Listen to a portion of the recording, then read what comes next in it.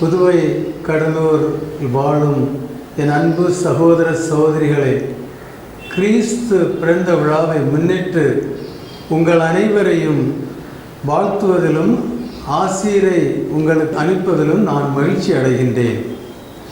நீங்கள் எல்லோரும் என் உடன் பிறந்தவர்கள் இல்லை என்றாலும் உங்களை பார்த்து சகோதரர்களே சகோதரிகளே என்று அழைக்கின்ற உரிமையும் வாய்ப்பையும் பெருமையையும் கிறிஸ்து பிறப்பினால் தான் நான் பெறுகின்றேன்.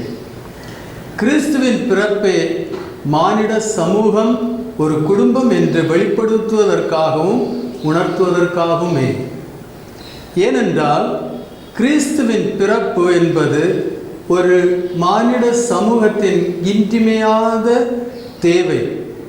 ஏனென்றால் ஒன்றித்து வாழ்ந்து உலகை ஒரு அழகிய வீடாக குடும்பமாக பராமரிக்க வேண்டிய மானிட சமூகம் ஒருவரை ஒருவர் வெறுத்து பகைத்து ஆதிக்கம் செலுத்தி அடக்கி அடிமைப்படுத்தி ஒருவரை ஒருவர் அல்லது ஒரு இனம் மற்றொரு இனத்தை வஞ்சித்து ஏமாற்றி சுரண்டி வாழத் தொடங்கியது.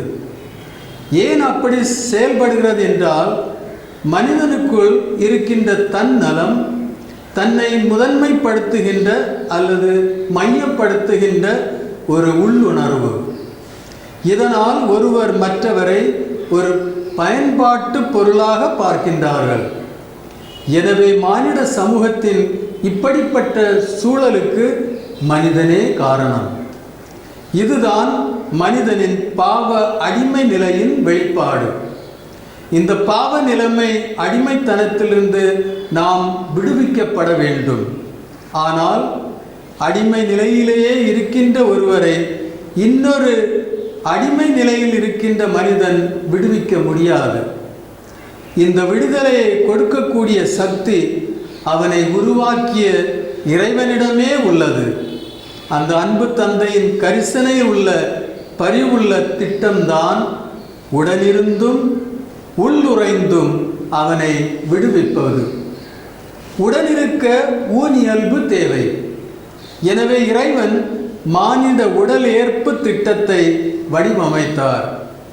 இத்திட்டத்தின் முதல் நிலை கடவுளின் வல்லமையால் நம் அன்னை கன்னிமரியாள் கருவுற்று, அதனுடைய இரண்டாம் நிலைதான் கிறிஸ்துவின் இவ்வுலக வருகை, அதாவது கிறிஸ்துவின் பிறப்பு. அவரே மானிட சமூகத்தை உறவு ஒன்றிற்கு தகுதிப்படுத்த முடியும். இறைவனோடும் சக மனிதர்களோடும் ஒன்றிப்பை உருவாக்குவதே இந்த கிறிஸ்துவின் மானிட உடல் ஏற்புதான். அதுதான் கிறிஸ்துவின் பிறப்பு. எனவேதான் நான் கூறுகிறேன், இந்த கிறிஸ்து பிறப்பு மானிட சமூகத்தின் இன்றியமையாத தவிர்க்க முடியாத அடித்தள முதன்மை தேவை என்று. இதை ஏற்றுக்கொள்வோர் தன்னலம் துறந்து பிறநலம் பேணி அமைதியும் சமாதானமும் உள்ள சமூகத்தை உருவாக்குவார்கள். ஏற்றுக்கொள்ளாதவர்கள் அல்லது எதிர்ப்போர் சமூகத்தை உருகுலைப்பார்கள். எனவே மனிதனுக்கு வாழும் வாய்ப்பை வழங்கும் துவக்க நிகழ்வு கிறிஸ்மஸ். இறைவனின் உடனிருப்பை உறுதி செய்யும் நிகழ்வேதான் கிறிஸ்மஸ். கடவுள் மனிதனை கடந்து நிற்பவர் மட்டுமல்ல, உள்ளுறைகின்றவர். இந்த இறை செயலின் கொண்டாட்டமே கிறிஸ்மஸ். எனவேதான் இறைவன் அவருக்கு இம்மானுவேல் என்று பெயரிட்டார், அதாவது கடவுள் நம்மோடு என்று பெயரிட்டார். இதில் இறை செயலின் முப்பரிமாணங்கள் வெளிப்படுகின்றன. அதாவது கடவுள் மனிதனை கடந்து நிற்கின்றார், கடவுள் மனிதனுள் உறைகின்றார், கடவுள் மனிதர்கள் நடுவில் இருக்கின்றார் அல்லது உடன் இருக்கின்றார். இம்மூன்றையும் மனித சமூகம் புரிந்து கொள்ள அல்லது ஏற்றுக்கொள்ள தொன்மை தமிழ் வடிவமைத்த அற்புதமான அழகான சொல்தான் கடவுள். எனவே கிறிஸ்மஸ் என்பது கடவுள் என்பதற்கு விழா. எனவே அவர் தனி மனிதர்களுக்குள் உறையும் கடவுள் மட்டுமல்ல, குடும்பங்களிலும் குழுக்கள், குடும்பங்கள், சமூகங்களில் வாழும் கடவுள். வாழ விரும்பும் கடவுள்.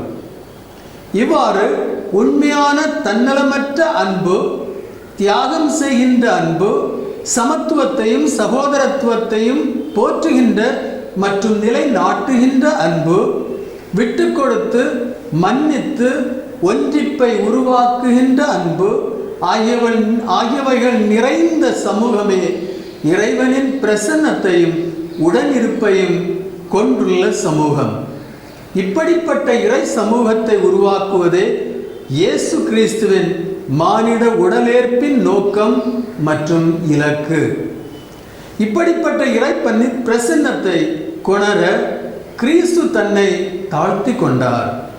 தன்னுடைய இறை தன்மையை துறந்தார். மனித நிலையை ஏற்றுக்கொண்டார். இறை மதிப்பீடுகளையும் மனித நேய மதிப்பீடுகளையும் போதித்தார். புதுமைகள் செய்து புரிய வைத்தார். இரத்தம் சிந்தி பாடுபட்டு இறந்து இறை ஆட்சியை தொடங்கி வைத்தார். இவ்வாறு தான் உயிர் கொடுத்து உருவாக்கிய சமூக நிலை உலகம் முடியும் வரையிலும் உலகெங்கிலும் கொண்டு செல்லப்பட வேண்டும். எனவே இறை ஆட்சி பேரியக்கத்தை நிறுவினார். எனவே கிறிஸ்தவம் என்பது ஒரு சமூக இயங்குமுறை.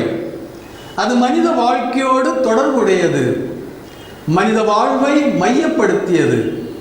வெறும் வழிபாட்டோடு மட்டும் தொடர்புடையதல்ல. வழிபாட்டை மட்டுமே மையப்படுத்தப்பட வேண்டிய ஒன்றும் அல்ல. இறை வல்லமையுடைய அருட்சாதன வழிபாட்டு முறையை கிறிஸ்தவம் கடைபிடிக்கின்றது. அது ஒரு ஆன்ம சக்தி வல்லமை. இந்த சக்தியால் கிறிஸ்துவில் நம்பிக்கையுடையோர் இறையாட்சி பேரியக்க சமூகங்களை கட்டி எழுப்புகிறார்கள். இவைகள் அன்புறவு சமூகங்கள். எனவே அன்புக்குரிய சகோதர சகோதரிகளே, என்றுமில்லாத அளவுக்கு இக்காலத்தில் மனிதர்களிடையேயும் நாடுகளிடையேயும் போட்டி, பொறாமை, ஆதிக்க வெறி, சுரண்டல், சமத்துவ சகோதரத்துவ பண்பாடு இல்லாமை போன்றவைகள் நிறைந்துள்ளன. எனவேதான் போர்களும் போராட்டங்களும் உலகில் எல்லா இடங்களிலும் காணப்படுகின்றன. சமய, மொழி, இன அடிப்படைவாத தீவிரவாத குழுக்கள் மனித சமுதாயத்தை சீரழிக்கின்றனர். இறை சமூகங்கள் உருவாவதற்கு மிகுந்த தடையாய் உள்ளன. இந்நிலை நம் நாட்டிலும் அகில உலகத்திலும் நம் குடும்பங்களிலும் மாற வேண்டுமென்றால் நிச்சயமாக இயேசுவின் பிறப்பு தேவையான ஒன்று. இயேசு எங்கும் பிறக்க வேண்டும். ஆனால் உலகமும் நாமும் அதற்கு அனுமதிப்போமா? அல்லது அவரது பிறப்பை கொண்டாட்டத்தோடும் வழிபாட்டோடும் நிறுத்திக் கொள்கின்றோமா? அல்லது வாழ்வாக்குவோமா? சிந்திப்போம். சிந்தித்து இறை இயேசுவின் பிறப்பை நீங்கள் கொண்டாட நான் உங்களை வாழ்த்துகிறேன். உங்கள் அனைவருக்கும் கிறிஸ்மஸ் புத்தாண்டு வாழ்த்துக்கள். நன்றி.